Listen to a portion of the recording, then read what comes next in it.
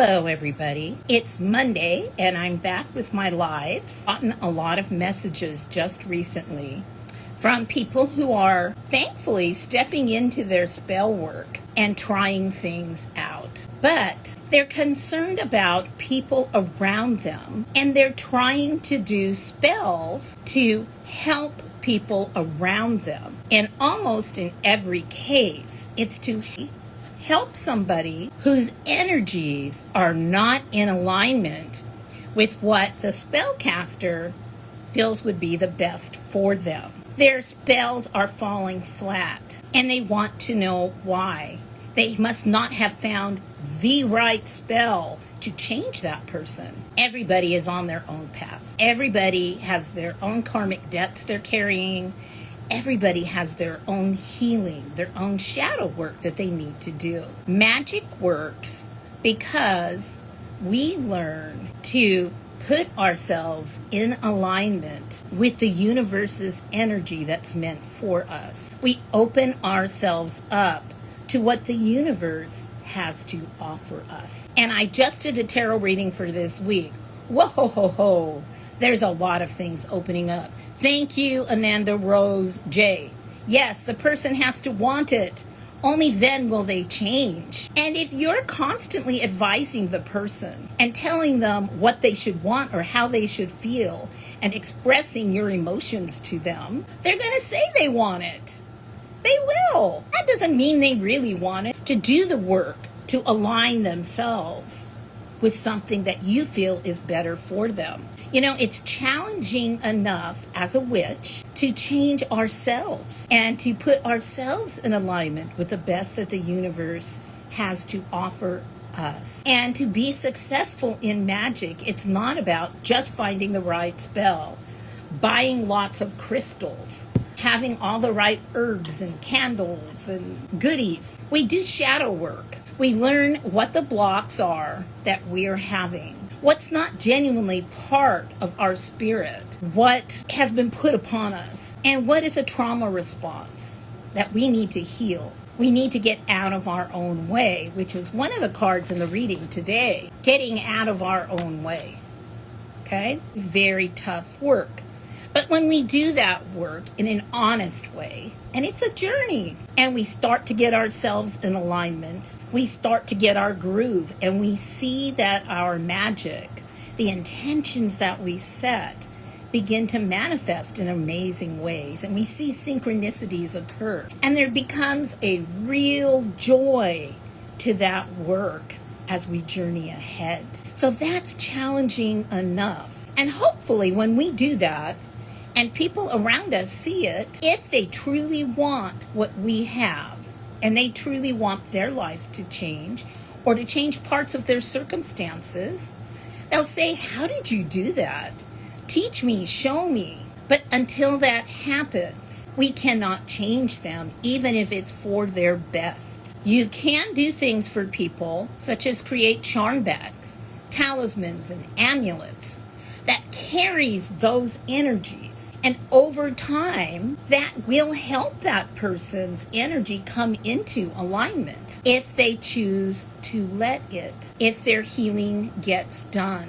And we're all healing, but it has to do with degrees, okay? And it's even more difficult to change somebody that doesn't even give you the mouth work that that's what they want to have happen. And in particular, if you're in a relationship, and I've gotten lots of messages about this, where abuse is occurring, even if it's verbal abuse, emotional abuse, that's abuse. That person probably isn't going to change, and they're not going to want to change as a result of some spell work that you do.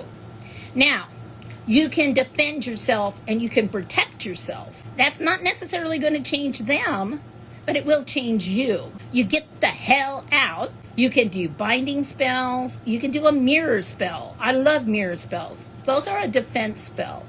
It keeps that crap from affecting your aura or your energy, and it directs it back at them. And hopefully they start to feel what that feels like. Maybe it will change them, maybe it won't. But you don't stick around to see it happen. If you pay lip service to releasing them, to binding them, to letting them mirror their energy back to themselves, that you want to be free from that, but you don't leave, you're sending the universe a very mixed message, okay? Your continued presence tells the universe that you're okay with what's happening. And there's nothing anyone's probably going to be able to do for you. It would have a lot to do with them having something happen that really impacts them, and they realize this is harming them to behave this way. And you can come back and tell me PTSD and how they've been hurt and how they need to heal, and that's fine. Then you're putting yourself in alignment with their energy and their position. That's fine. But don't expect a spell to change that. If your man's talking mean to you, if he's abusing you, there's not a spell that will change him. There are spells that will change you and empower you, so you step up and you leave. And you can do spells, you can put him in the freezer and freeze him for a very short time to give you time to get out. You can do a mirror spell, which is almost like a kind of binding, so that his energy doesn't impact your aura anymore, doesn't reach you anymore as you exit that situation. So the most important thing you can do for people around you is to be your most vibrant, healthiest version of yourself. They have self-will, and their will is very strong. In the end, it's going to be stronger than the energy that you're sending out to change them. A freezer spell is only going to be temporary. You can only change them a short amount of time or affect them a short amount of time. And then who they are and who they want to be is going to overcome it. It's part of what makes each of us our own little magical resource, for the good or for the bad. You decide. I'm more sympathetic to mothers and children when you see your child going down a wrong path. But the best thing you can do, honestly, is to cut that cord. Magically, you can do a cord cutting and release them on their own energy, so that at least what they do doesn't hurt you anymore. Because if you align too closely with anyone's energy who's in trouble, but especially a child, it's really going to harm you. It will make you physically ill if you're the mother and that's a child.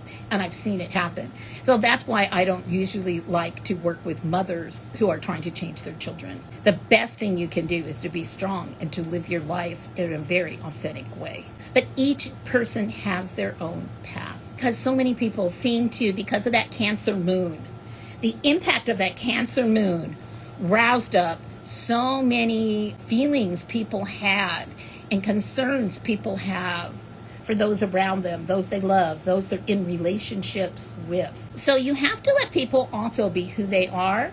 What you see as their potential best version of themselves may not really be that for them. Now, there's people on here who I recognize some of you have been asking me for more and more information. If I tell you I don't deal with that, or you should let that go, or it's something that, isn't really going to be successful, please believe me and stop sending me multiple messages. I'm not going to change. I'm going to remember you. And I'm not going to keep going into it with you. Eventually, I'll block you, because my energy is limited. So you can always find somebody who, for a price, will tell you anything is possible. Not your girl for that. I'm pretty straightforward and honest. I'm at a time in my life where time has a lot of value. So many blessings. Be sure to look at that card reading. It suits all of this perfectly. Okay? Live your truth. Step out there. Be that role model. Focus on your shadow work. Love yourself. Take care of yourself. You are magic, and people will see that. Send me your requests if there's a topic. I'll do my best to answer it.